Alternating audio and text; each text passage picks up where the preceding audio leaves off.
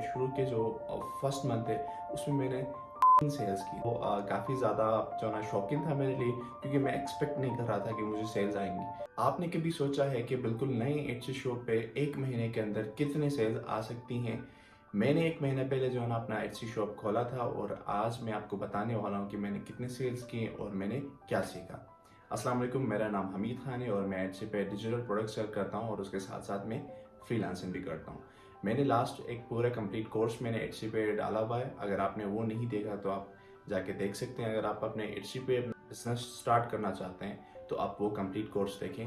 अगर फिर भी आपको कोई इशू हो, आप मुझे जो है ना कमेंट सेक्शन में आप अपना क्वेश्चन ड्रॉप कर सकते हैं और मैं कोशिश करूंगा कि वहाँ पे आपके जितने भी क्वेश्चंस है, और मैं जो ना पिछले जो वीडियोस हैं उन पे मैंने काफ़ी ज़्यादा आंसर्स भी किए हैं और इस वीडियो पे भी मैं आंसर्स करूंगा। तो चलते हैं मेरे स्टोरी पे। जब मैंने शॉप खोला था तो ऑनेस्टली मुझे बिल्कुल कुछ नहीं पता था। एड्सी जो ना पहले तो पाकिस्तान में था, बट उसके बाद जो ना पाकिस्तानी अकाउंट जो ना उन्होंने बैन कर दिए थे और रिसेंटली कुछ महीने पहले दोबारा से एड्सी पाकिस्तान ने पेनीर के थ्रू वो आप पेमेंट जो ना विड्रॉ कर सकते हैं और जो ना एड्सी ऑफिशियली पाकिस्तान में लॉन्च हो चुका है। तो जब मैंने ये न्यूज़ देखी तो मैंने कहा कि इसको थोड़ा एक्सप्लोर करते हैं। और क्योंकि मैं ऑलरेडी काफ़ी जो ना ई कॉमर्स बिजनेस में काम कर रहा था, तो मैं कोशिश कर रहा था कि इंटरनेशनल मार्केट को किसी तरह टारगेट कर सकूं। और जो ना एड्सी मेरे लिए उस टाइम मेरे सामने वो न्यूज़ आ चुका था और फिर मैंने कोशिश की कि इसके बारे में थोड़ा सा रिसर्च किया। और अनफॉर्चुनेटली जो पाकिस्तान में, क्योंकि ये पहले बैन था, उसकी वजह से काफ़ी ज़्यादा इन्फॉर्मेशन यहाँ पर नहीं थी। तो मैंने फिर इंटरनेशनल जो ना मैंने कुछ इन्फ्लुएंसर्स और क्रिएटर्स हैं उनकी मैंने वीडियोस देखी, फिर जो ना खुद रिसर्च की और करने के बाद अपना जो ना एड्सी के जो डिजिटल प्रोडक्ट शॉप है वो मैंने लॉन्च कर दी थी। इस वीडियो के आखिर में मैं आपको वो चीज़ें बताऊंगा जो कि मैंने मिस्टेक्स की और आप ताकि वो मिस्टेक्स ना करें। शुरू में बड़ा मुश्किल था एड्सी पे जो ना रैंक करना, जस्ट बिकॉज मुझे ये कंफर्म नहीं था कि मैं जो मेरा जो अच्छी शॉप है, जो मेरे लिस्टिंग्स हैं, वो सेल्स आएंगी या भी नहीं। तो फिर मैंने जो ना टेस्ट के तौर पे कुछ मैंने प्रोडक्ट्स वहाँ पे ऐड कर दिए और जब मैंने ऐड किए तो फिर मैंने तकरीबन कोई 8-10 मैंने लिस्टिंग्स वहाँ पे ऐड की और उसके बाद फिर मैं जो ना कम्प्लीटली मैं दूसरे काम में बिजी हो गया और फिर मैं भूल गया।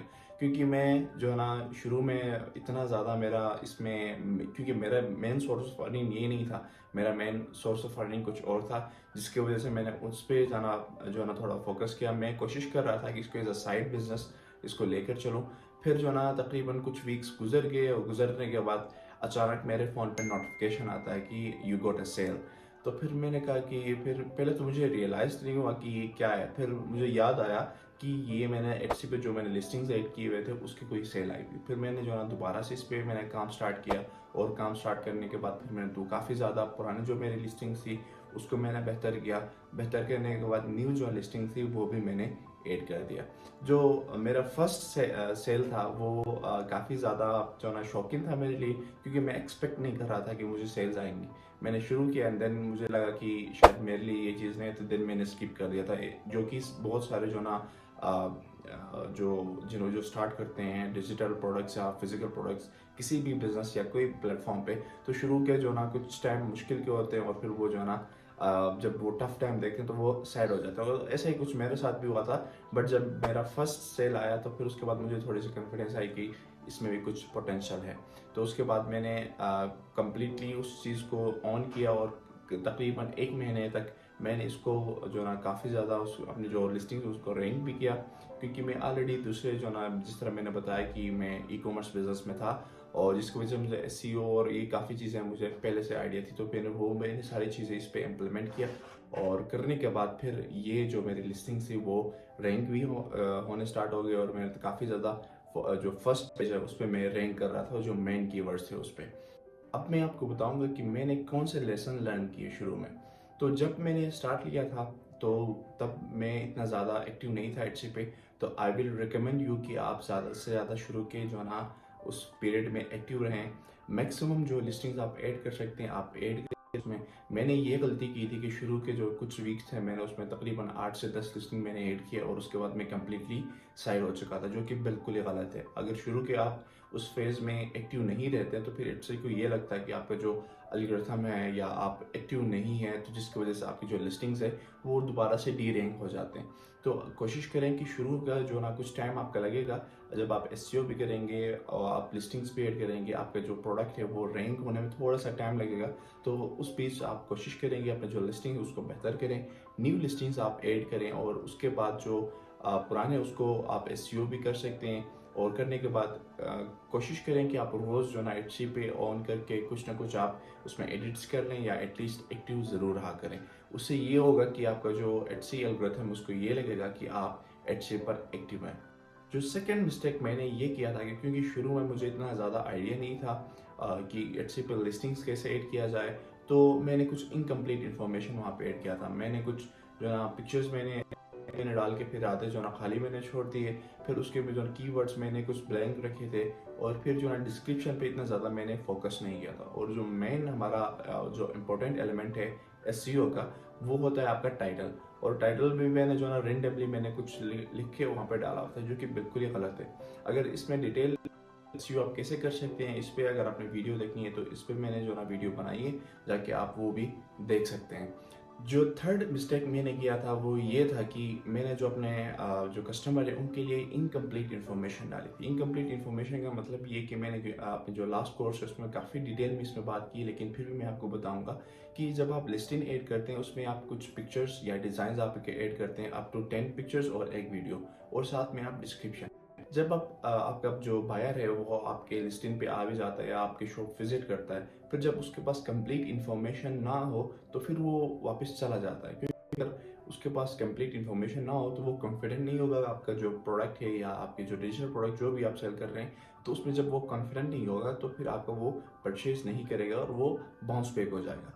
ये बहुत ज़्यादा नेगेटिव और इसका इम्पेक्ट होता है, क्योंकि जब आपके पास एटसी आपके पास कस्टमर भेजता है और फिर आप वहाँ से आपका जो कस्टमर वो वापस चला जाता है, बाउंस बैक हो जाता है, तो उसका एटसी को ये लगता है कि इसके जो प्रोडक्ट्स है वो इतने ज़्यादा इम्पैक्टफुल नहीं है, इतने ज़्यादा अच्छे नहीं है, जिसकी वजह से जो कस्टमर है वो वापस चले जाते हैं।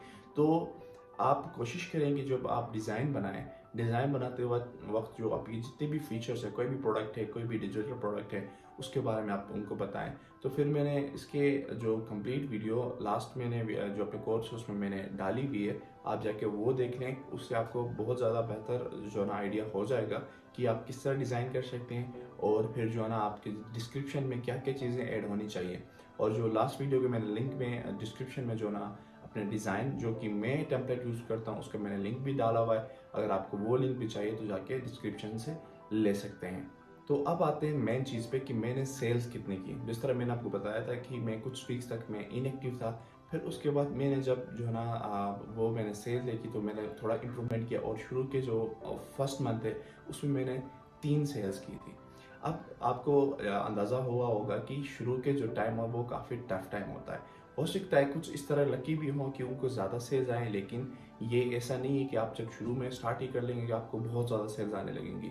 आप बहुत ज़्यादा क्रिएटर्स और बहुत ज़्यादा वीडियोस देख रहे होंगे कि मिलियंस ऑफ सेल्स आ रही होती हैं। फिर ये देखने के बाद जब आप अपना जो अकाउंट खोलते हैं, अकाउंट खोलने के बाद जब आप लिस्टिंग्स ऐड करते हैं, जब आपके पास सेल्स नहीं होती हैं, तो फिर आप जो ना डिसहार्ट होके वो काम छोड़ देते हैं। तो आप लोगों को रियलिटी चेक देने की बहुत ज़रूरत है, क्योंकि जब आप ये इस तरह के बड़े बड़े जो ना ख्वाब लेके आप वहाँ पे जाते हैं, फिर उसके बाद आपको थोड़ी बहुत सेल्स नहीं आती या थोड़ा सा मुश्किल टाइम आपको मिलता है, फिर आप वो क्विट करते हैं। तो ऐसा नहीं है, शुरू में कुछ आपको टाइम लगाना पड़ेगा, थोड़ी आपको मेहनत करनी पड़ेगी, उसके बाद जाके आपका कुछ ना कुछ हो सकता है।